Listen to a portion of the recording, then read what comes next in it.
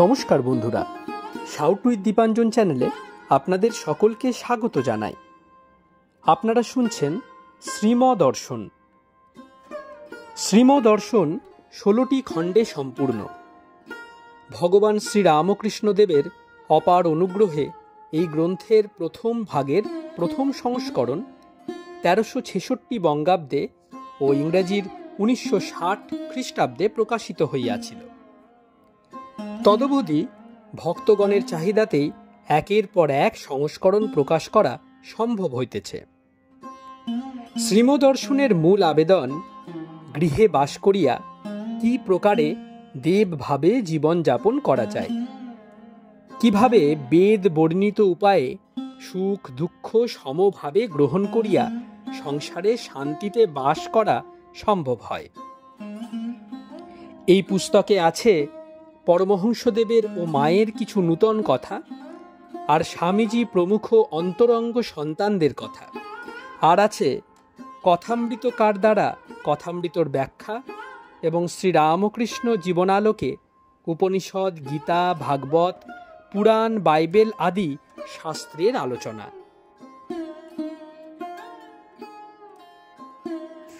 স্বামী নিত্যাত্মানন্দ বিরচিত শ্রীমদর্শনের আজ 33তম পর্ব। চলুন আজকের পর্বটি শুরু করা যাক। পঞ্চম অধ্যায়, উদ্দেশ্য ঈশ্বর দর্শন, দাসীর মতো সংসারে থাকা উপায়। শ্রীম মেঝেতে মাদুরের উপর বসিয়া আছেন। মর্টনের দোতলার ঘর। নিত্যকার ভক্তগণ ছাড়াও বহু ভক্ত সমাগম হইয়াছে। খড়দহ হইতে একজন গোস্বামী আসিয়াছেন। দেওঘর হইতে বিদ্যাপীঠের অধ্যক্ষ স্বামী সদ্ভাবানন্দও রহিয়াছেন। তিনি বিদ্যাপীঠ সম্বন্ধে নানা পরামর্শ করিতেছেন। সন্ধ্যার আলো আসায় শ্রীম কথা বন্ধ করিয়া ধ্যান করিতেছেন। এইবার রমেশ রামকৃষ্ণ বন্দনা গাহিতেছেন। শান্তি গাহিলেন, শ্মশানে কেন মা শ্যামা।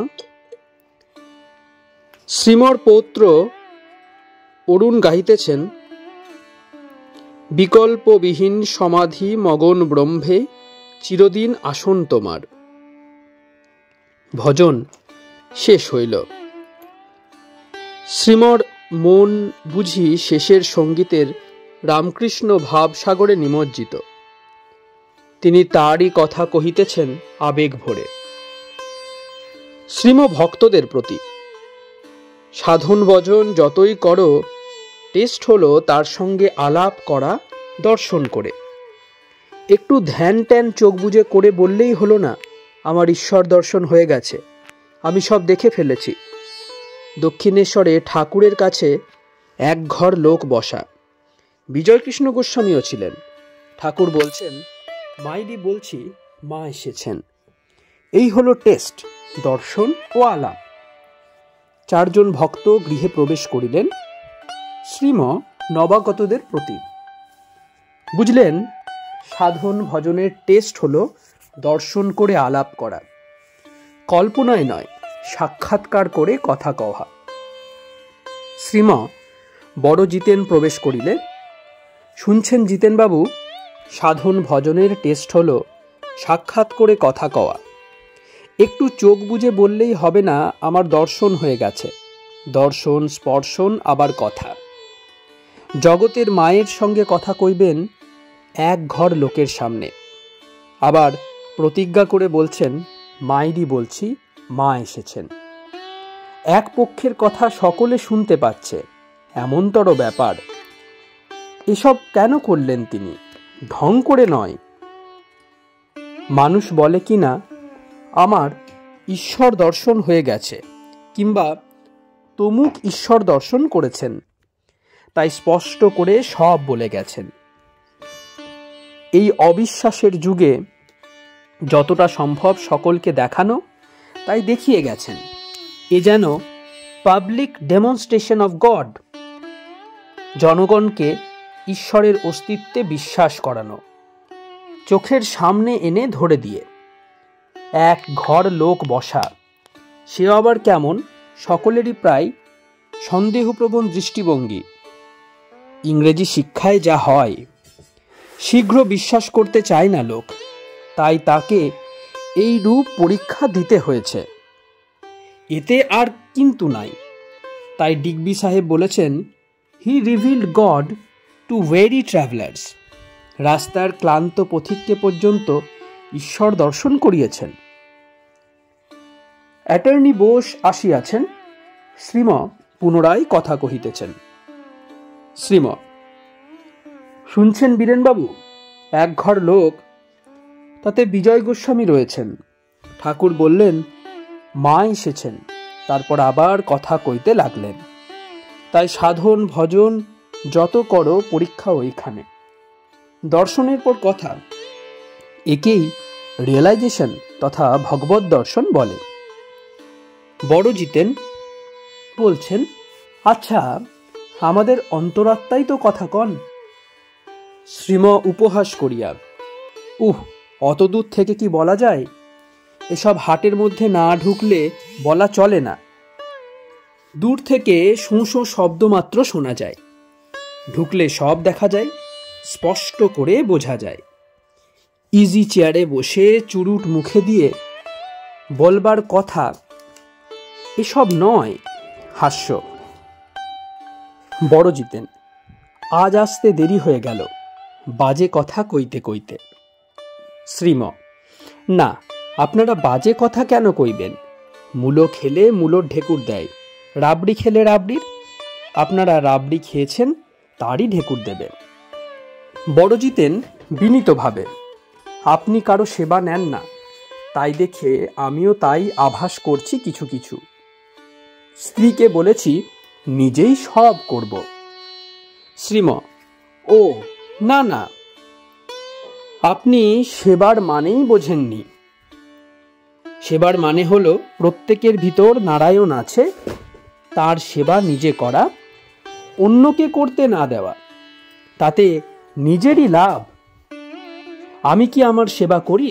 উত্তম ভক্ত দেখেন সর্বত্র ভগবান বিরাজমান, তাই সকল জীবকে সম্মান আর সেবা করেন। নিজের ভিতরও ভগবান দর্শন করেন, তাই তাঁর সেবা করেন নিজেই। লোকের মন শুদ্ধ নয়, তাই সবেতে তাঁকে দেখতে পায় না। শ্রীকৃষ্ণ তাই বড় বড় কয়েকটা বেছে নিয়েছেন, যেমন অশ্বত্থ, হিমালয়, চন্দ্র, সূর্য, সাগর, এইগুলিতে তার বেশি প্রকাশ। জনৈক ভক্তের প্রতি চোখই বোঝো আর যাই করো। ঈশ্বর দর্শনের পরীক্ষা হলো ওই কথা কওয়া, দর্শন, স্পর্শন ও আলাপন। 14 মে 1923 খ্রিস্টাব্দ, 31 বৈশাখ 1330, সোমবার, কৃষ্ণা চতুর্দশী। 2। পরদিন শ্রীম ওই ঘরেই মেঝেতে বসিয়া আছেন ভক্ত সঙ্গে। আজ মাস প্রথম, তাই অনেক ভক্ত। এখন সন্ধ্যা ধ্যানের পর ভজন হইতেছে। রাখাল গাহিলেন, রামকৃষ্ণ চরণ সরোজে মজরে মন মধুপমোর। অপর একজন গাহিতেছেন, তুমি ব্রহ্ম রামকৃষ্ণ, তুমি কৃষ্ণ, তুমি রাম। শ্রীমর সর্দি হইয়াছে। তিনি ভক্তগণকে কথামৃত পাঠে নিরত রাখিয়া আহার করিতে 3 তলায় গেলেন। ডাক্তার বক্সি পড়িতেছেন, মনির গুরুগৃহে বাস। এখন 8টা। শ্রীম আসিয়া আবার ভক্ত সভায় বসিয়াছেন। ডাক্তার পড়িতেছেন। শ্রীরামকৃষ্ণ বলিলেন, ঈশ্বর লীলা, দেবলীলা, নরলীলা, জগৎলীলা। নরলীলাই অবতার। নরলীলা কিরূপ জানো? যেমন বড় ছাদের জল নল দিয়ে হুড়হুড় করে পড়ছে, সেই সচ্চিদানন্দ তাঁরই শক্তি একটি প্রণালী দিয়ে নলের ভিতর দিয়ে আসছে। কেবল ভরদ্বাজাদি 12 জন ঋষি রামচন্দ্রকে অবতার বলে চিনেছিলেন। অবতারকে সকলে চিনতে পারে না।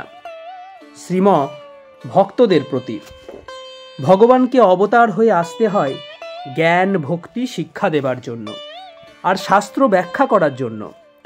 তার আগমনের পূর্বে শাস্ত্রের অর্থ কদর্থ হয়ে যায়। শ্রীকৃষ্ণ এলেন, এসে গীতায় সর্বশাস্ত্রের মর্ম প্রচার করলেন। গীতা সর্বশাস্ত্র সার, গীতার সব সত্য। ঠাকুর বলেছিলেন, গীতার প্রত্যেকটি কথা সত্য, এতে আঁচড় দেবার জো নেই। অনেকে বলেন শাস্ত্রাদিতে অনেক কথা প্রক্ষিপ্ত, ইন্টারপোলেশন, কিন্তু গীতার কথা বলেছেন সব ঠিক। ভগবান না এলে কে বোঝাবে শাস্ত্র? পণ্ডিতের কর্ম নয়। সাধন ভজন না করলে অর্থবোধ হয় কই? শুধু শাস্ত্রে কি হবে? ওতে তো আর ভগবান নেই। প্রথম প্রথম একটু দেখে নিতে হয়, তারপর সাধন। সাধন শিক্ষা দিতে অবতার আসেন। আন্তরিক ব্যাকুল হয়ে শাস্ত্রের ভাব সাধন করো, এসে এই কথা বলেন। আর যারা লোক শিক্ষা দেবে তাদের বিভিন্ন শাস্ত্র জানা দরকার। বিবেকানন্দ ওদেশে শুধু উল্লেখ করতেন মহাজন বাক্য, ক্যান্ট এই বলেছেন, হেগেল এই বলেছেন, তা নইলে লোক কথা নেয় না যে। তিনি শাস্ত্র ব্যাখ্যা করতে পারেন যিনি গুণাতীত, কালারলেস। সাদা চশমা যার পরা আছে, ঠাকুরের ওইটি ছিল, শ্রীকৃষ্ণেরও ছিল। তা নইলে লাল চশমা পরো, সব লাল দেখবে।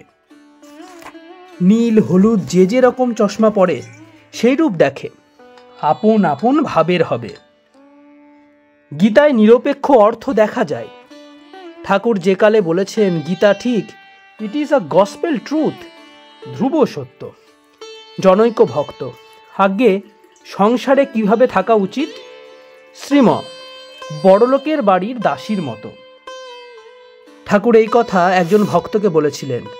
আমার হরি আমার ঘর এইসব কথা বলে থাকে দাসী, আর সব কাজ করে সংসারের। কিন্তু মন পড়ে আছে পাড়া গাঁয়ে, নিজের কুটিরে, নিজের ছেলে মেয়েদের উপর। তেমনি সব করতে হবে সংসারের, কিন্তু মন থাকবে ঈশ্বরে। কচ্ছপের মতো সংসারে থাকবে, এও বলেছিলেন। কচ্ছপ ডিম পাড়ে আড়াই, নিজে থাকে জলে, কিন্তু মন পড়ে আছে ডিমে। নষ্টা স্ত্রীলোকের মতো সংসারে থাকতে হয়, এই কথাও বলেছিলেন। নষ্টা স্ত্রী সংসারের সব কাজ করছে, কিন্তু মনটা পড়ে আছে উপপতির উপর। তেমনি সংসারের সব করা আর মনে মনে জানতে হবে আপনার কেবল এক ঈশ্বর। প্যাকাল মাছের মতো থাকা সংসারে, পঙ্কে থাকে কিন্তু গা মসৃণ, একটুও পঙ্ক লাগে নাই। আর বলতেন হাতে তেল মেখে কাঁঠাল ভাঙতে হয়, তাহলে আঠা লাগে না। জ্ঞান ভক্তি লাভ করে সংসারে থাকলে আর ভয় নাই। কথাটা হচ্ছে ঈশ্বরে মন রেখে সব করো। কিছুদিন নির্জনে গোপনে সাধন ভজন করে ভক্তি লাভ করে তখন সংসারে যাও, সংসার করো। এতে অনিষ্ট হবে না, তখন সংসার সংসার থাকে না। ঠাকুর বলেছিলেন, যেমন চুন দিলে জোঁক পড়ে যায়, তেমনি ভক্তি লাভ হলে কাম ক্রোধ মোহ এসব খসে পড়ে যায়। কঠিন বটে, কিন্তু অভ্যাস করলে সহজ হয়। তার কাছে প্রার্থনা করতে হয় নির্জনে গোপনে, আর সৎ সঙ্গ করতে হয় মাঝে মাঝে নির্জন বাস। এইসব উপায় বলেছিলেন। ভক্ত এত সব জেনেও কেন ভুল হয়ে যায় কাজের বেলায়? শ্রীম এটি তার চাতুরী, একেই মায়া বলে। এ না হলে সৃষ্টি যে রক্ষা হয় না। সৃষ্টির পুষ্টির জন্য, তার লীলার জন্য এটি হবেই। ভুল ভ্রান্তি না থাকলে জগৎ চলে কি করে? সকলে ব্রহ্মজ্ঞান লাভ করে ফেললে তখন সৃষ্টি থাকে কি রূপে? তার পরিকল্পনাটি এমন যে অজ্ঞানতা থাকবেই, উপায় তাঁর স্মরণ। শরণাগত হলে আর সংসারে বদ্ধ করেন না, তখন ভুল হয় না। সকলেই তো ভুলে রয়েছি, দৈবাত দুই একজনের ভুল ভেঙে গেছে দেখা যায়। মানুষগুলি দেখুন না কি করছে। সকাল থেকে অর্থ উপার্জনের চেষ্টা, আহার বিশ্রাম আর সন্তান উৎপাদন এই নিয়ে ব্যস্ত। কয়জন ঈশ্বরের জন্য ব্যাকুল? মিহিজামে ছাগলগুলোকে দেখতাম বাচ্চা নিয়ে বের হয়েছে, এদের ঘাস খাওয়া শেখাচ্ছে, আর আত্মরক্ষার জন্য ঢু মারা শেখাচ্ছে মা। এমনই কাণ্ড। সৃষ্টির পরিকল্পনায় অজ্ঞানতা না থাকলে তিনি আসেন কি করে? কলুষ ভাব যখন বেড়ে যায় তখনই আসেন সম্ভবামি যুগে যুগে। ভুলভ্রান্তি থাকবেই, এটা জেনে চলতে হবে। তাই দেবতারা দেবীর স্তব করেছেন, ইয়া দেবী সর্বভূতেষু ভ্রান্তি রূপেণ সংস্থিতা নমস্তস্বৈ নমস্তস্বৈ নমস্তস্বৈ নমো নমঃ। তিনি ভ্রান্তি করেছেন, তিনি আবার শান্তির পথ দেখিয়ে দিয়েছেন। মামে বোজে প্রপদ্যন্তে মায়ামেতং তরন্তিতে। তার শরণ গ্রহণ করলে এই ভুল ভ্রান্তির হাত থেকে উদ্ধার হওয়া যায়। ঠাকুর বলতেন, মা পর্দা সরিয়ে নেন, তখন তার মুখ দর্শন হয়, ভুল ভ্রান্তি তখনই যায়। 3. আজ একটি ভক্ত উত্তরাখণ্ড হইতে আসিয়াছেন। তিনি ঋষিকেশ, স্বর্গাশ্রম, হরিদ্বার, কঙ্খল প্রভৃতি তীর্থস্থান ও সাধু দর্শন করিয়াছেন। পবিত্র ব্রহ্মকুণ্ডের গঙ্গাজল ও প্রসাদ ভক্তগণ সঙ্গে শ্রীম দর্শন, স্পর্শন ও সেবন করিতেছেন, আর তপভূমি ও মহাত্মাদিগের কথা পরম আগ্রহে শ্রবণ করিতেছেন। শুনিতে শুনিতে একেবারে আত্মহারা হইয়া যাইতেছেন। কেহ উত্তরাখণ্ডে যাইবে শুনিলে শ্রীম আনন্দে আপ্লুত হন, আর কেহ ফিরিয়া আসিলে মনে করেন যেন আপনজন আপন গৃহ হইতে আসিয়াছেন। আর পুঙ্খানুপুঙ্খরূপে সাধু, তীর্থ, দেবালয় ও হিমালয়ের কথা শ্রবণ করেন। কেহ হিমালয়ে বাস করিলে শ্রীম তাহাকে বলেন বড় ঘরের ছেলে। তিনি বলেন, উত্তরাখণ্ড যুগ যুগান্তরের সঞ্চিত ভারতের আধ্যাত্মিক সম্পদ যক্ষের ধনের ন্যায় স্বীয় বক্ষে রক্ষা করিয়া আসিতেছে। যে চায় অকাতরে তাকে দেয়। দর্শনেই কত পুণ্য, আর যারা ওই স্থানে থাকিয়া ঈশ্বর চিন্তা করেন তাদের কথা কি?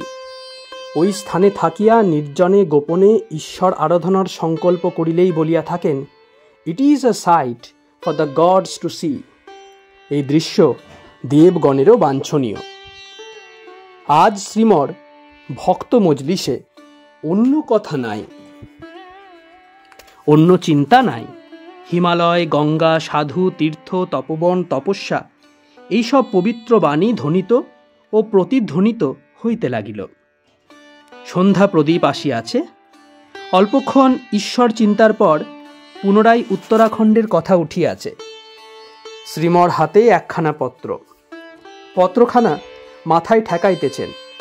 একজন সাধু লিখিয়াছেন হরিদ্বার হইতে। শ্রীম ভক্তদের প্রতি, দেখুন মহাত্মাদের এই প্রসাদ, প্রসন্ন হয়ে যা দেন তাই প্রসাদ। এই সাধুটি 2.5 বৎসর পূর্বে সংসারের ত্যাগ করেছেন। লুকিয়ে লুকিয়ে সাধু সঙ্গ করতেন। পয়সা নেই, ছেলে মানুষ, হেঁটে হেঁটে এখানে মঠ, উদ্বোধন এইসব স্থানে যাতায়াত করতেন। 5 মাইলের উপর হবে এখান থেকে বাড়ি। 3 জন আসতেন, 2 জন সাধু হয়েছেন। ঠাকুরের এক একটি মঠ, আশ্রম হচ্ছে, আর কত ছেলে তৈরি হচ্ছে। আহা, কি দৃঢ় সংকল্প! ঈশ্বরের জন্য একেবারে ব্যাকুল। সন্ন্যাসী হয়েছেন এখন, চিঠি লিখেছেন, তা কেমন অভিমান শূন্য। এই হলো ব্যাকুলতার জ্বলন্ত দৃষ্টান্ত। এইসব সম্বন্ধে ডিসকাশন কিতাবি আলোচনা মাত্র হয়ে দাঁড়ায়, কিন্তু এ হলো প্র্যাকটিক্যাল লাইফ, কার্যকর জীবন। সব ভোগ বাসনা ছেড়েছেন, কেবল ঈশ্বরকে চান। আবার কীরকম লিখেছেন, এই জীবনেই যেন তাকে পাই, আর ঠিক ঠিক সাধু জীবন যেন যাপন করতে পারি। কীরকম দেখতুম, দুপুর রৌদ্রে পায়ে হেঁটে ঘামতে ঘামতে এসে উপস্থিত, হাতে মা কালীর প্রসাদী ফুল। এমন না হলে কি এত ব্যাকুল হয়? নহি কল্যাণকৃত কশ্চিৎ দুর্গতিং তাত গচ্ছতি। এদের কি ঈশ্বর কল্যাণ না করে থাকতে পারেন? বড় জিতেন গৃহে প্রবেশ করিলেন। গৃহ ভক্ত পরিপূর্ণ, সকলে শ্রীমকে ঘিরিয়া উপবিষ্ট। শ্রীম বড় জিতেনের প্রতি, আজ একটি বাণী উত্তরাখণ্ডের থেকে এসেছে। ঠাকুরই পাঠিয়ে দিয়েছেন আমাদের শোনাবার জন্য, শিক্ষার জন্য। আহা, এরূপ হবে না, কি আইডিয়াল! শুধু তোমাকেই চাই, আর কিছু না। এ আদর্শ ধরে থাকলে হবে না তো কি? ঠাকুর তাই বলতেন, যারা বিয়ে করে নাই তাদের বড্ড সুযোগ। তর্জনী দিয়ে শূন্যে একটা রেখা টানিয়া এই একটা লাইন আছে, এর এপারে পশুত্ব, মনুষ্যত্ব এই সব আছে, এটি ক্রস করলে দেবত্ব। লাইনটি হলো ভোগের, ভোগ ত্যাগ করলেই একেবারে দেবত্ব। এরা তাই করেছেন। আর যারা বিয়ে করে ফেলেছে তাদেরও সুযোগ খুব, কেননা এখন যে অবতার এসেছেন, সোজা পথ দেখিয়ে দিয়েছেন, এইটি ধরে থাকলেই হয়ে যাবে। একটু একটু করে আলো যেন একেবারে মাঠে গিয়ে দাঁড়িয়েছে, একেবারে ফ্লাড অফ লাইট। তাই তো কেশব সেনকে বলেছিলেন, ঘরে রয়েছ একটা ফাঁক দিয়ে আলো পাচ্ছ, মাঠে দাঁড়াতে পারছ না, সেখানে আলোর ছড়াছড়ি। 4, একজন গৃহস্থ ভক্ত। আমাদের আশা নাই, এদিক ওদিক কোনোটাই হলো না, তার কথা পালন করতে পারছি কই। শ্রীম ঠাকুর একজন ভক্তকে বলেছিলেন, তোদের জন্যই যত ভাবনা, বিয়ে করে ফেলেছিস। ওরা বিয়ে করেনি, অত ভাবতে হয় না ওদের জন্য। দেখুন, যারা বিয়ে করে ফেলেছে ঈশ্বর তাদের জন্যও ভাবেন। বেশি ভাবনা তাই বলছেন। তাদের কেস কমপ্লিকেটেড কি না? মাথায় মোট, মা কালীকে নমস্কার করছে এঁকে বেঁকে, তার জন্য মা ভাবেন বেশি। মুখে সিগার, হাতে ছড়ি, সামনে পড়লেও একটু নড করলে এও একরকম ভক্ত আছে, তাকে আঁকড়ে থাকবার চেষ্টা করা উচিত, তাহলেই বাকিটা তিনি করবেন। পঙ্কে বদ্ধ করো করি অর্থাৎ হাতি, পঙ্গুকে লঙ্ঘাও গিরি। কমপ্লিকেটেড, ডিফিকাল্ট কেস, কঠিন জটিল অবস্থা যদি সহজ না করতে পারেন তাহলে অবতার কেন? শরণাগত হলে দূরত্বয়া মায়া থেকেও পরিত্রাণ লাভ হয়। শ্রীম ভক্তদের প্রতি। ভোগ মহাপুরুষদের মধ্যেও থাকে, দেখা যায়। ভোগ ত্যাগের নামই সন্ন্যাস। সে গৃহে থেকেও হয়, খুব কঠিন, কিন্তু তার ইচ্ছায় হয়। দেখছি এমন কেউ কেউ আছে, নাই বা নীলে গেরুয়া, শুধু গেরুয়া সাইনবোর্ড বই তো নয়, ঘরে থেকে ভোগ ত্যাগ করে আছেন। এমন সব মহৎ লোকও আছে, তাই তাদেরও চান্স এখন। কারণ এখন যে অবতারে এসেছেন, এদের একটু একটু করে ছাড়িয়ে নেন। আর ওরা যারা বিয়ে করে নাই একেবারে মাঠে গিয়ে দাঁড়িয়েছে, আলোর বন্যাই একেবারে। একজন ভক্তের প্রকৃতিতে একটু ভোগ ছিল, ঠাকুর একটু একটু করে ছাড়িয়ে নিয়েছিলেন। বিয়ে করেছিল, মাঝে মাঝে বাড়িতে পাঠিয়ে দিতেন, আর রাত দুপুরে জগন্মাতার নিকট প্রার্থনা করতেন, মা ওকে ডুবিও না। ওদিকে ঘরে পাঠিয়ে দিলেন, আর এদিকে কল টিপছেন। মাছ ধরতে ভালোবাসত। ঠাকুর বলেছিলেন, অমুকের সঙ্গে আলাপ রাখবি, তাহলে মাছ ধরতে দেবে। একটু কাজ বাকি থাকলে, ভোগ থাকলে গুরুতা করিয়ে নেন। শেষে একেবারে ত্যাগ। শুক্লাল: আচ্ছা, ভোগের তো শেষ নাই, অফুরন্ত, একটার পর একটা আসে, শেষ হবে কি করে? শ্রীম: ঈশ্বর যে ধরে রয়েছেন, গুরু সর্বদা পাছে পাছে ধরে আছেন। ভোগ কি ওই ভক্তটি করেছে? ঠাকুর করিয়ে নিলেন, কেননা নিশ্চিন্ত হবার জন্য। গুরু ধরা থাকলে আর ভয় নাই। যেমন ছেলে খাচ্ছে, মা জানে কতটা খেলে পেট ভরবে, কতটা খেলে অসুখ করবে। পেট ভরলেই অমনি সরিয়ে নেয়। ঈশ্বরই ভাবেন আমাদের জন্য বেশি, আমরা কতটা চিন্তা করি তার জন্য। ভক্তদের প্রতি আমরা ভাবি কি তিনি ভাবেন বেশি? কোনটা? তিনিই ভাবেন বেশি। পঙ্গুকে দিয়েও তিনি গিরি লঙ্ঘন করাতে পারেন।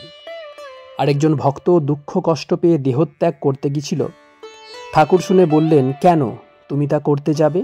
তোমার যে গুরু রয়েছেন, ভাবনা কি?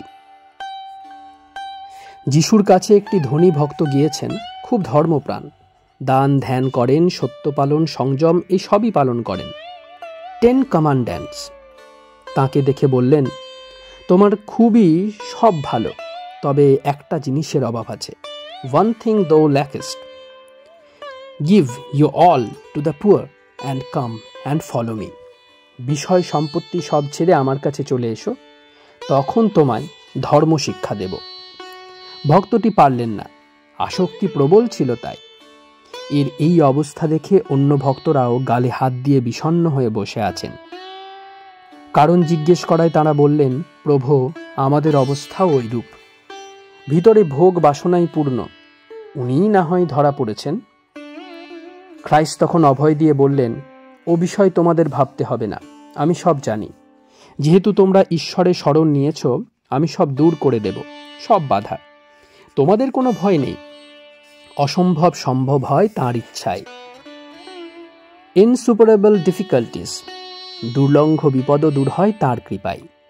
With men this is impossible, but with God all things are possible. বাজিকর হাত নাড়িয়ে দড়িটার 1000 গাঁট খুলে ফেললে, কিন্তু 10,000 লোক ছিল, তারা একটাও খুলতে পারলে না কেউ। এমনতর ব্যাপার। তাই গুরুর শরণাগত হতে হয়। গুরু মানে ঈশ্বর। তিনি সদ্য অবতার হয়ে এসেছেন। ধনীদের কথায় বলেছিলেন, তারা না পারে ভোগ ছাড়তে, না ঈশ্বরের শরণ দিতে।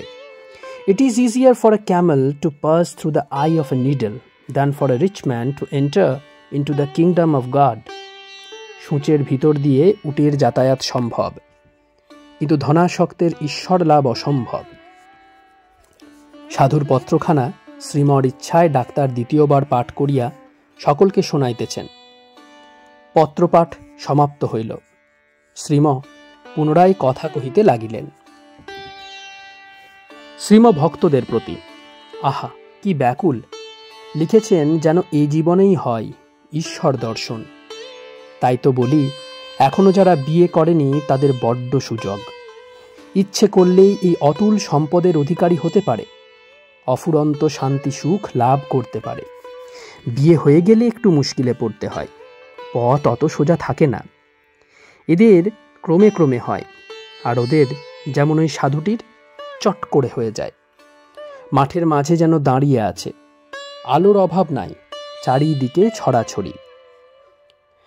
ঈশ্বর সকলের জন্যই ভাবেন, যোগীদের জন্যও ভাবেন, যেমন এই সাধুরা।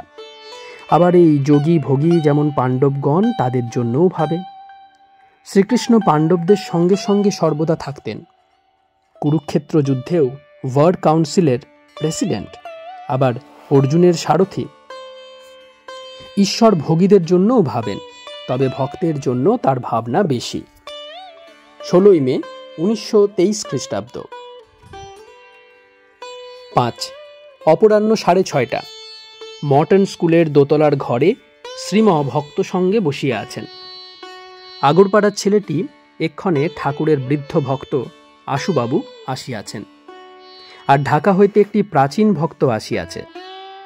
তাহার সহিত পূর্ববঙ্গে ঠাকুরের ভাব প্রচারের কথা হইতেছে। শ্রীম ঢাকার ভক্তের প্রতি, হ্যাঁ, পূর্ববঙ্গে এ ভাব নিয়েছে বেশি। তাদের রোক আছে। এদেশের লোক অনেক বুঝে সুঝে তবে নেবে। আজকাল মঠে বোধ হয় অধিকাংশই পূর্ববঙ্গের লোক। ঠাকুর ও দেশে যেতে চেয়েছিলেন, কারুকে কারুকে পাঠিয়েও দিয়েছিলেন দেখতে। পদ্মা দেখবার বড় ইচ্ছা ছিল। তিনি পূর্বাবতারে ওখান থেকে সিলেট থেকে এসেছিলেন কিনা, তাই পূর্ব কথা মনে হওয়ায় দেখতে চেয়েছিলেন। বিবেকানন্দকে একদিন বলেছিলেন, তখন নূতন যাওয়া আসা করেন, বছর 19 বয়স। গৌরাঙ্গের নাম শুনেছিস? এই যে লোকে গৌড় গৌড় করে, আমি সেই গৌরাঙ্গ। বিবেকানন্দ শুনে ভেবেছিলেন, লোকটা পাগল নাকি, বলে কি? বরে বন্ধুদের, বিশেষত শ্রীমকে এই কথা বলেছিলেন। বিজয়কৃষ্ণ গোস্বামী বলেছিলেন, ধ্যান করবার সময় আমি আপনাকে দেখেছি ঢাকায়, এই যেমন পাশে বসে আছেন। বিবেকানন্দ প্রথমটা একটু ছিলেন, মানে দর্শনাদিতে অবিশ্বাসী ছিলেন। পরে বলতেন, কি করে আর অস্বীকার করি, অর্থাৎ তাঁরও দর্শনাদি হয়েছে।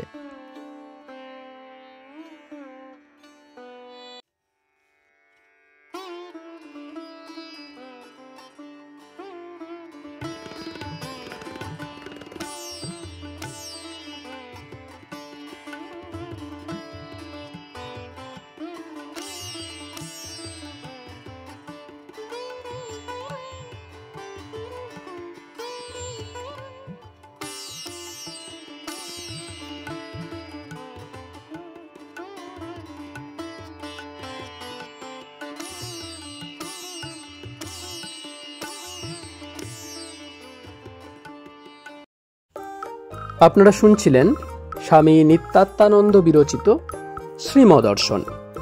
আজ ৩৩তম পর্বটি আপনাদের কাছে পরিবেশন করলাম। আমাদের পর্বগুলি কেমন লাগছে আমাদের জানান। কোনো সাজেশন থাকলে অবশ্যই জানাতে পারেন। আমাদের ভিডিওগুলি আপনার বন্ধুবান্ধব ও পরিবার পরিজনদের মধ্যে শেয়ার করে দিন। ভিডিওগুলি লাইক করুন, সাউথ উইথ দীপাঞ্জন চ্যানেলটি সাবস্ক্রাইব করুন এবং প্রতিনিয়ত আপডেট পাওয়ার জন্য বেল আইকনটি অবশ্যই প্রেস করে দিন। অনেক অনেক ধন্যবাদ। নমস্কার। জয় ঠাকুর, জয় মা, জয় স্বামীজি।